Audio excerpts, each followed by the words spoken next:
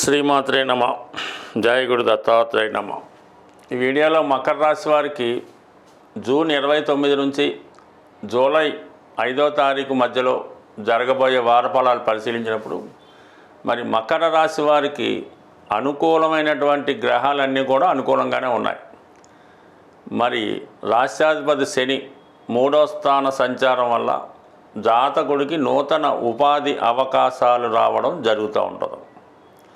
అలాగే శుక్రుడు యోగకారకుడుగా పంచమ స్థానంలో స్వక్షేత్రగతుడవడం వల్ల జాతకుడు మనసులో ఏది చెయ్యాలని ఆలోచన ఉంటుందో అది కంపల్సరిగా చేయడం జరుగుతూ ఉంటుంది. ఇది ఎక్కువగా అతనిలో ఉన్నటువంటి టాలెంట్కి ఒక విధమైనటువంటి గుర్తింపు రావడం జరుగుతుంది.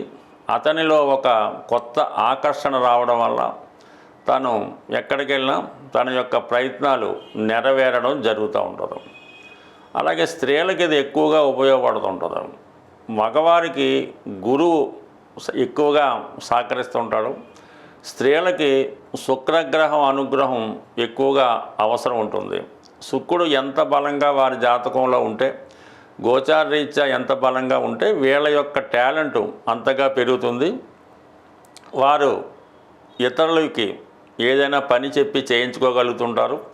వీళ్ళలో ఒక కాన్ఫిడెన్స్, ధైర్యం కూడా పెరుగుతూ ఉంటుంది. అందువల్ల పంచమ స్థానం అన్నది ఏంటంటే వాళ్ళలో ఉన్నటువంటి టాలెంట్కి గుర్తింపు రావడం జరుగుతుంది. కొత్త ఉద్యోగ ప్రయత్నాలు ఫలిస్తాయి. అలాగే ఉద్యోగం మారాలనే మీ ఆలోచన కూడా చాలా వరకు నెరవేరుతుంది. అటు కళారంగం, టీవీ, సినిమా, మీడియా రంగంలో ఉన్న వాళ్ళకి కంపల్సరీగా మంచి అవకాశాలు రావడం జరుగుతూ ఉంటుంది. దీనివల్ల ఏంటంటే 5లో శుక్రుడు దశమ భావాన్ని కూడా యాక్ట్ చేయడం జరుగుతుంటుంది. దానివల్ల ఉద్యోగ ప్రయత్నాలు చాలా వరకు నెరవేరుతాయి. అలాగే అటు సాఫ్ట్వేర్ రంగంలో ఉన్న, సినిమా రంగంలో ఉన్న, లేదంటే బ్యాంకింగ్ అండ్ ఫైనాన్స్ రంగంలో ఉన్న వాళ్ళకి కంపల్సరీగా వృత్తిపరమైనటువంటి అవకాశాలు రావడం జరుగుతుంటుంది. ఇక బుధగ్రహం భాగ్యాధిపతిగా సప్తమ స్థానంలో ఉన్నాడు. ఇది ఎక్కువగా ప్రయాణాలు చేయడానికి, విదేశ యాత్రలు చేయడానికి, పుణ్యక్షేత్రాలు దర్శించడానికి చాలా వరకు అవకాశం ఉంటుంది. అంటే ఇక్కడ వివాహ ప్రయత్నాలు, మీరు ఏదైనా ఒక వివాహ ప్రయత్నం చేస్తున్నా, పెళ్లి సంబంధాలకు చూస్తున్నా, మీకన్నా ఎక్కువ హోదా కలిగినటువంటి వివాహ సంబంధం లాంటిది రావడం జరుగుతూ ఉంటుంది. లేదంటే బాగా మీ యొక్క దగ్గర బంధువుల ద్వారా తండ్రి తరపు నుంచి కానీ, మదర్ తరపు నుంచి కానీ వివాహ సంబంధం రావడం వల్ల చాలా వరకు తొందరగానే నిర్ణయం తీసుకొని తొందరగానే ఆ వివాహ ప్రయత్నాలు నెరవేరడానికి కూడా అవకాశం ఉంటుంది. అలాగే విద్యార్థులకు కూడా చాలా వరకు ఉన్నత విద్యా అవకాశాలు రావడం కానీ, విదేశ అవకాశాలు రావడం కానీ జరుగుతుంటుంది. అంటే ఇంట్లో గతంలో ప్రయత్నం చేసి దగ్గర దాకా వచ్చి కోల్పోయి ఉంటే ఇంకొకసారి ఈ సమయంలో ప్రయత్నం చేయడం వల్ల మీకు అనుకూలత ఏర్పడుతుంది. అంటే ఇక్కడ భాగ్యాధిపతి లగ్నాన్ని, రాశిని వీక్షించడం వల్ల జాతకుల్లో ఒక విధంగా ధైర్యం, ఆత్మవిశ్వాసం పెరుగుతుంది. అంతకన్నా ఎక్కువ అదృష్టం కలిసి వస్తుంది. అంటే ఏ జాతకుడికైనా ఎంత టాలెంట్ ఉన్నా అదృష్టం ఉంటేనే వాడు సక్సెస్గా ముందుకు వెళ్ళగలుగుతుంటాడు. అటువంటి అదృష్టం లేనప్పుడు ఎంత ప్రయత్నం చేసినా వెనకబడి ఉండడం జరుగుతుంటుంది. ఈ విధంగా ఇప్పుడు ఈ మకర రాశి వారికి అనుకూలమైనటువంటి గ్రహాలు చాలా వరకు అనుకూలంగా ఉండడం వల్ల తప్పకుండా తన యొక్క కార్యసాధనలో విజయం సాధించడం జరుగుతూ ఉంటుంది. ఇక ప్రతికూలంగా ఉన్న గ్రహాల కోసం ఆలోచించినప్పుడు కొంత జాగ్రత్త తీసుకోవాల్సిందే. అష్టమ స్థానంలో ఉన్నటువంటి ఈ కుజ కేతువులు జాతకుడు వివాహ విషయంలో చాలా ఇబ్బంది పెడతా ఉంటాయి. భార్యాభర్తల మధ్య ఏదో ఒక విభేదాల వల్ల కుటుంబ సమస్యలు పెరిగే అవకాశం ఉంది. ఆర్థిక పరంగా కూడా రావాల్సినటువంటి ధనం రాకపోవడం వల్ల అయితేనే, అనుకున్నవి సమయానికి ఫుల్ఫిల్ చేయలేకపోవడం వల్ల ఒక విధమైనటువంటి నిరాశ నిస్పృహకు గురవడం, ఒక మాట పడవలసి రావడం జరుగుతూ ఉంటుంది. అలాగే ఈ సమయంలో ప్రమాదకర వృత్తుల్లో ఉన్నవాళ్ళు కానీ, వాహనాలు వేగంగా నడుపుతున్నవారు చాలా వరకు జాగ్రత్తగా ఉండడం అన్నది మంచి విషయం. అది జాగ్రత్తగా ఉంటేనే మంచిది.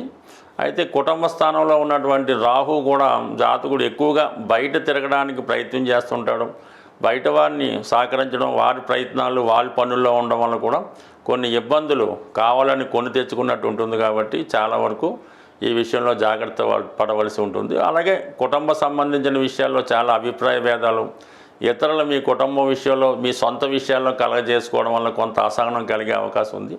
బట్ ఏదైనా ఈ రాశివారు ఈ వారంలో మీ యొక్క అదృష్టం పెరగాలంటే బుధగ్రహ అనుగ్రహం కోసం విష్ణు సహస్రనామ పారాయణ చేయడం కానీ, వెంకటేశ్వర స్వామి వారి ఆలయంలో తులసిమాల సమర్పించి అర్చన చేయించుకోవడం వల్ల కానీ, గోవిందనామాలు చదవడం వల్ల కానీ చాలా వరకు అనుకూలత ఏర్పడుతుంది. దాంతోపాటుగా లక్ష్మీ స్తోత్రం చదువుకుంటే అటు శుక్రగ్రహ అనుగ్రహం, అటు బుధగ్రహ అనుగ్రహం లభిస్తుంది. శనిగ్రహం అనుగ్రహం ఎటు ఉంది, వీలైతే ఒకసారి శివుడికి అభిషేకం చేయించుకోవడం వల్ల మీకు ఇంకా మంచి ప్రయత్నాలు, మంచి పనులు నెరవేరే అవకాశం ఉంది. ఎప్పుడన్నా మకర రాశి వారు చిన్న ప్రయత్నంతో పెద్ద ఫలితాన్ని ఎప్పుడూ సాధించలేరు. పెద్ద ప్రయత్నంతో చిన్న ఫలితం సాధించడం జరుగుతుంటుంది. కానీ ఎక్కువ కష్టపడితేనే వీళ్ళకి చిన్న పనైనా జరుగుతుంది తప్ప సులువుగా మాత్రం ఏ పని జరగదు. కేవలం దైవ సహకారం ఉంటే ఎంత గొప్ప పనైనా ఈ సమయంలో సాధించగలరు. చిన్నగా ప్రయత్నం చేయండి, తప్పక విజయం సాధిస్తారు. స్వస్తి. ఏదైనా ఈ వార ఫలాలు కానీ మాస ఫలితాలు కానీ ఇవి కేవలం ఒక సూచనగా మాత్రమే తీసుకోవాలి తప్ప కేవలం ఇది మాత్రమే జరుగుతుంది అన్నది మాత్రం ఎట్టి పరిస్థితిలో కూడా జరగదు.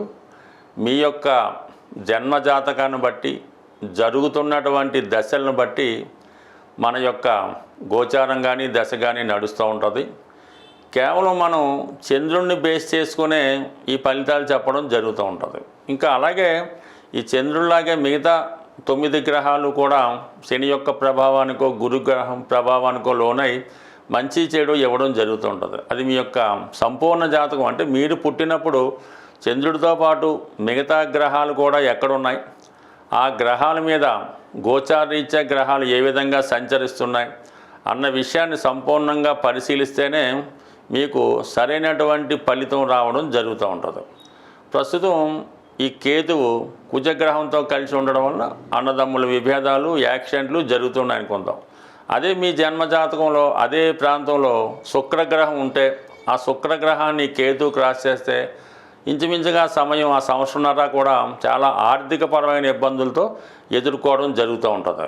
అలాగే ఇంకొక బుధగ్రహంతో కలిసి ఉన్నప్పుడు చదువు పాడై వేరే విషయాల మీదకి మనసు మళ్ళీ అసలు విద్య మానేసి వేరే విద్య నేర్చుకోవడం జరుగుతూ ఉంటుంది.